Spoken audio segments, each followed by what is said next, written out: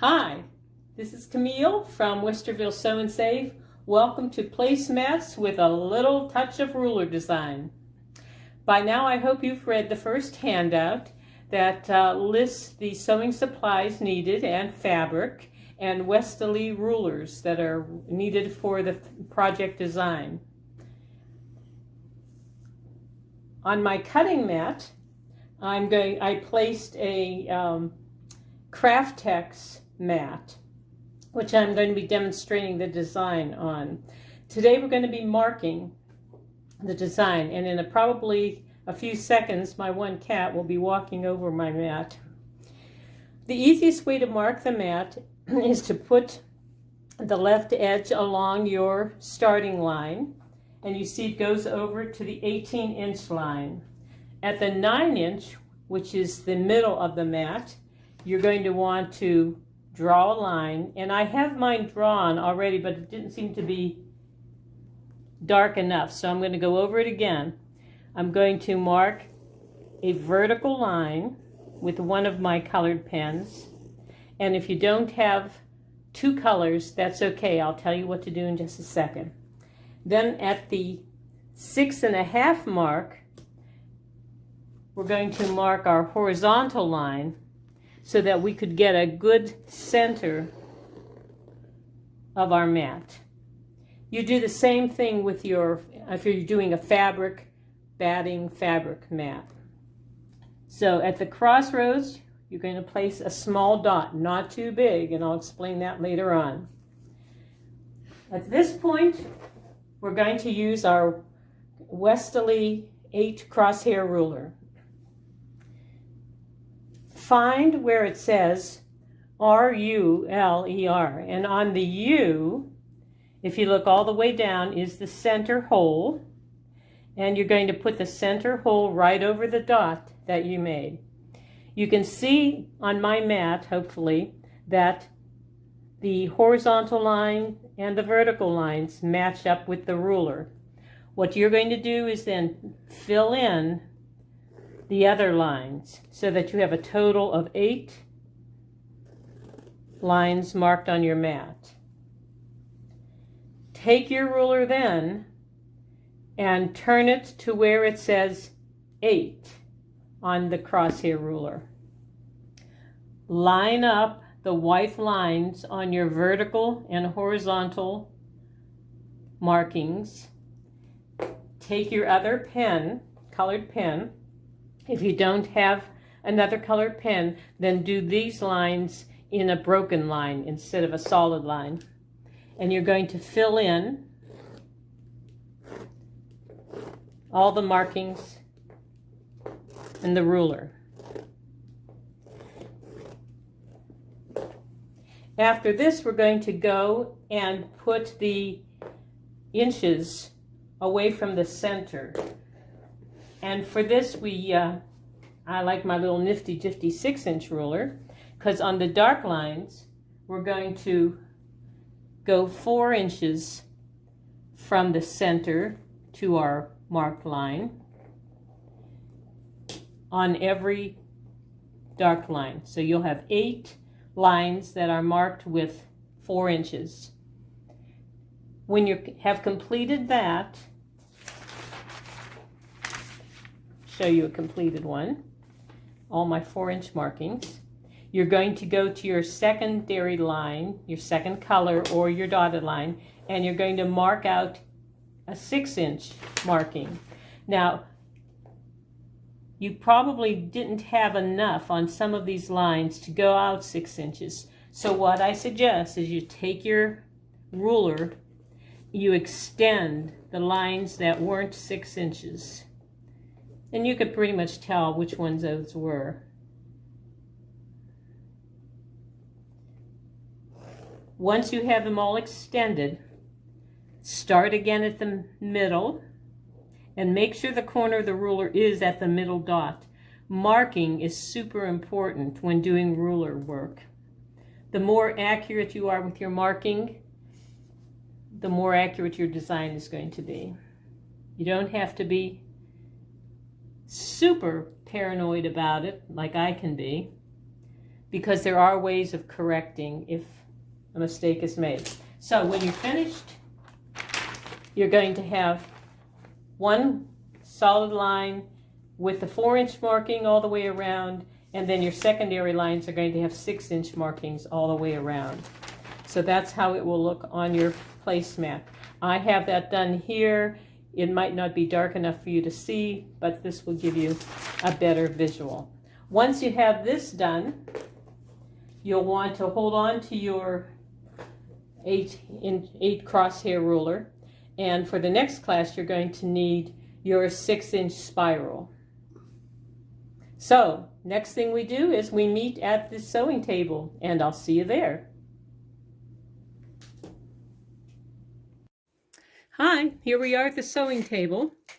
We have our marked placemat, of which you can probably tell the color is a little bit different because my dear cat knocked over my iced tea, which was in splashing distance of my last mat.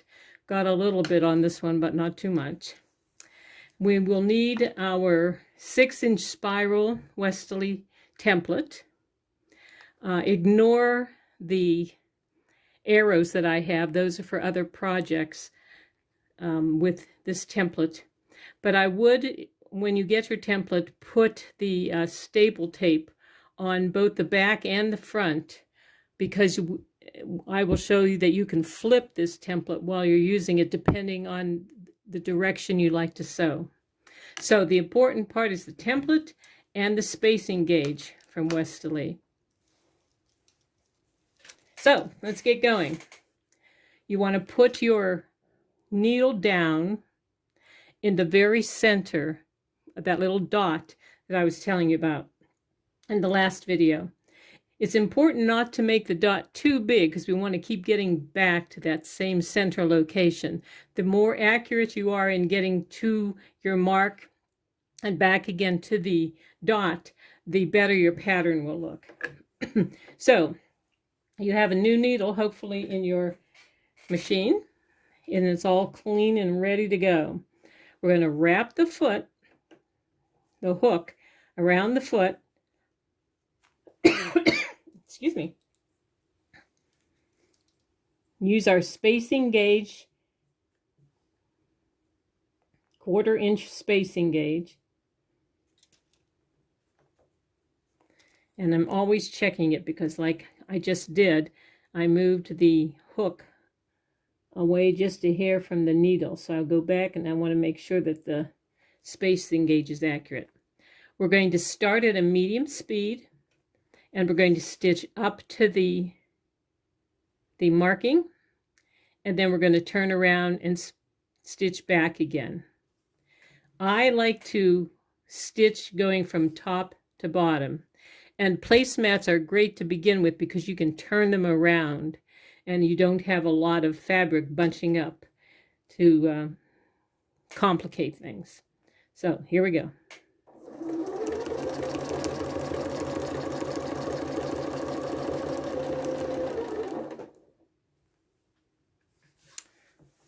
I like to turn mine around and go back from right to left again.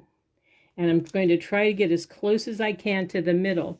When you do a quilt, you'll take these strands and you'll bury them. But we're not going to do that on this placemat because we're going to go back to the center so many times that we can clip these ends with no problem.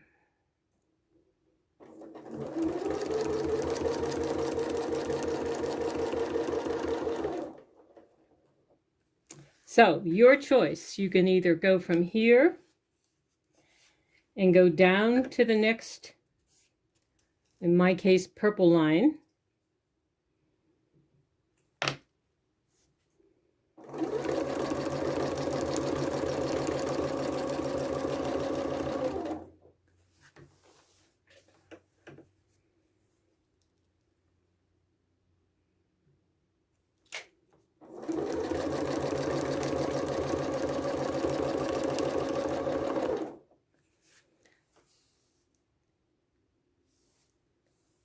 Or you can go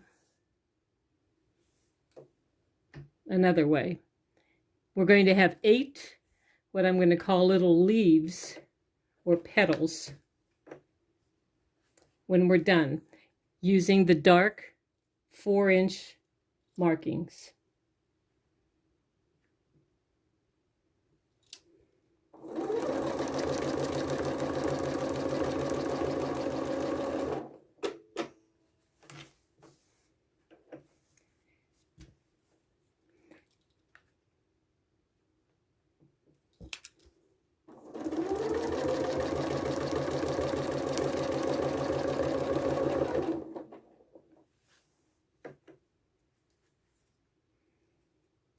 So you could turn it around and just keep going on all the 4-inch markings that way, or I'm just doing opposites.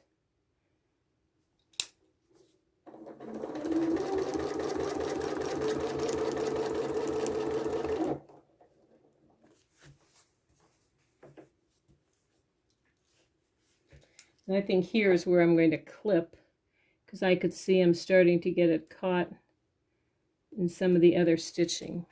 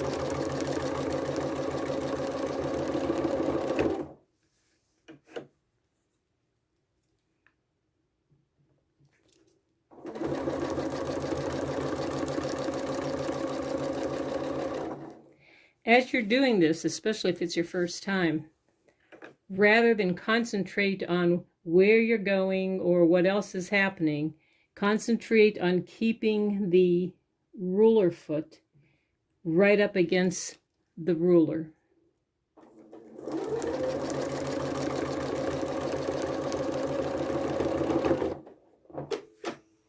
Okay, so there we have our 8 petals. Now, as you can see, because I tried very hard to get back to the center and to get out to the tip as best I could, these inside petals are pretty consistent. If you're really inconsistent in getting to your marks and back to the center, you'll see you'll have some real chunky insides, and you might have some thinner, like I have thin here, thin here. So I did something there where I could have been more careful, but all the rest look pretty good. So just be careful. Keep that ruler foot snug up against the ruler and concentrate on the foot and the ruler and not anything else that's going on. Okay, after we're done here, we're going to do just a couple stitches and then I'm going to cut it. And I'm not going to worry about burring any threads because we've gone over that middle many times. So now we're going to start again on one of the petal edges. We're going to drop our foot, drop our needle, bring up our thread, bring up our needle, and then pull up the bottom thread so that we don't get the threads all bunched up on the back side of the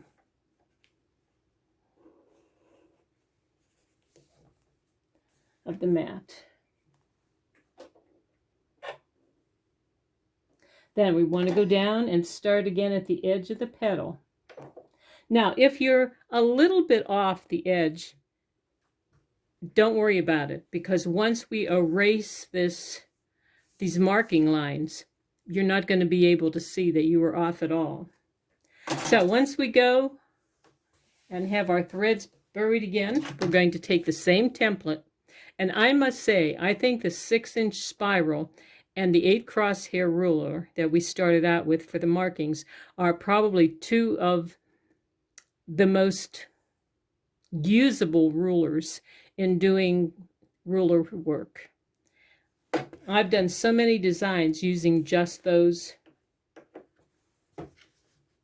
two rulers. So it's a very good, I feel, investment if you're going to invest in just a few rulers. You'll see a lot of patterns too out in classes using those rulers. Now we're going to start with the needle down, and again the hook is going to be around the foot, and what we're going to do is go to the next point, and then we're going to go to the next purple point and just go around our design.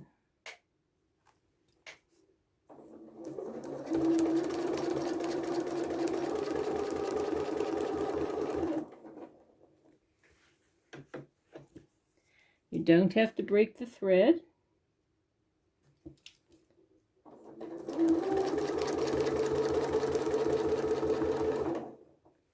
And the more you do this, the more control you'll gain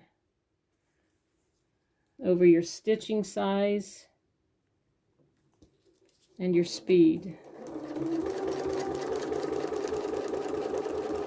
and your accuracy.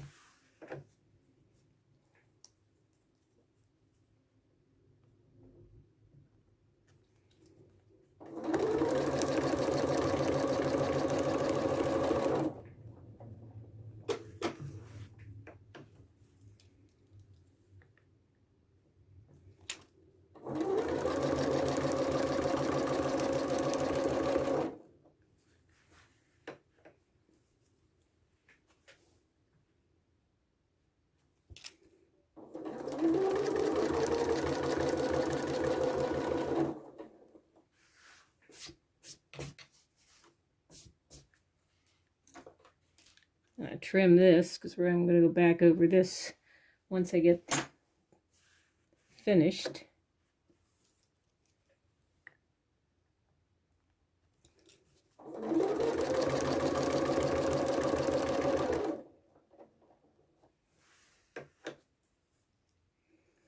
I had to close my door because usually my cats are in here just mesmerized by the sewing machine.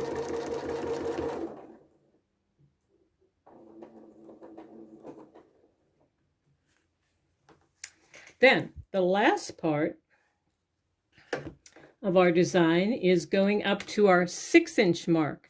So we'll take the ruler foot, we'll go to our 6-inch mark on the either the other colored or the broken lines that you marked, and we'll go up to the mark.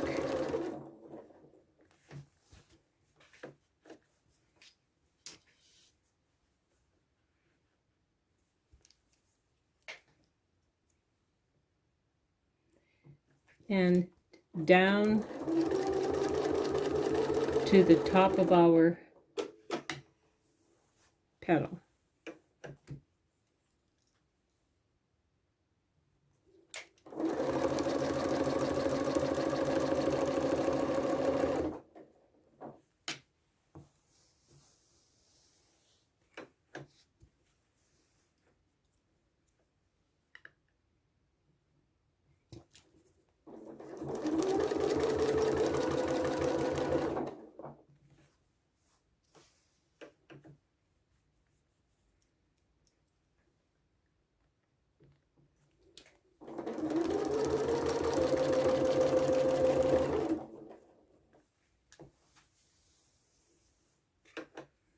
Now you can see how this design really fills up a placemat this size.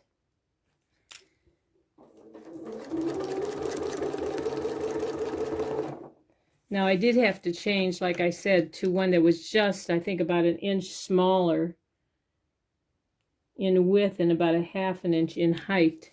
So yours might have a little bit more room all around, but it will still fill it up. And you can, when you go to edge your placemat, because if you're using the Bosal, you've steamed pressed it, you'll want to secure all the edges with either a top stitch or decorative stitch. You can do that in the same color as your thread. You could do it in a different color. I'll show you a few other placemats that I made that look a little different. I'm using plain fabric for demonstration. Normally my fabrics have a pattern in them, my placemats. Sometimes maybe too much of a pattern. But it depends on the type of effect you want to get. I like having the design stand out on most of my work, but some folks prefer a much subtle design. And either way looks great. When you become experienced, you can try using different weights of thread too.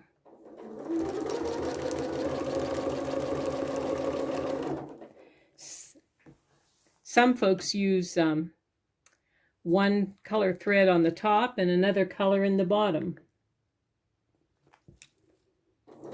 And I've done that.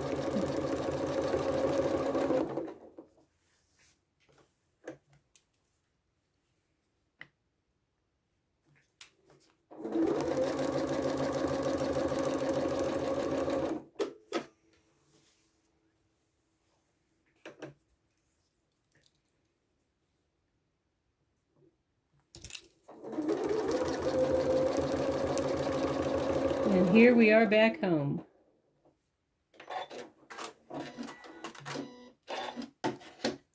Now I'm going to show you a couple other samples that I did while the iron's heating, and then I'm going to clear all of these lines off with the heat. So be right back. This one I did on a plain color, and I did a decorative stitch around the edges. And I thought that was pretty. I used a little bit different pattern, a much smaller pattern. I think if I do it over again, I'd like a larger pattern, but maybe not. This one has a winter theme, and I did it with a thicker thread. What we did today was with a 40 weight. This was with a 12 weight thread, and it's much more prominent. I did this for our veterinarian who absolutely loves cats. Did a thicker thread, but it's much more subtle because of the print. So I think you have to determine what kind of print and what kind of look you want with yours. Let's get the one we just did. And here it is without the markings. I should press it a little bit more. But it definitely stands out even with the 40 weight thread. And I could do some clipping and pulling off some extra threads. The back will look the same. Again, I have to clip off some threads here and there. So you have a double-sided placemat and one that you can decorate further. So hope you like this simple design on a placemat setting. You can apply it to quilts. You can cut and just make, or not cut it, but just make the inside petals on a design. You don't have to do the whole design. And then as you experiment with the template, you can find just all kinds of things you can do in turning it and flipping it and adding straight lines with your other rulers. So hope you enjoyed a little bit of ruler work on placemats. And my email address is on one of the handouts. So if you have any questions, please feel free to contact me. Thanks. Bye-bye.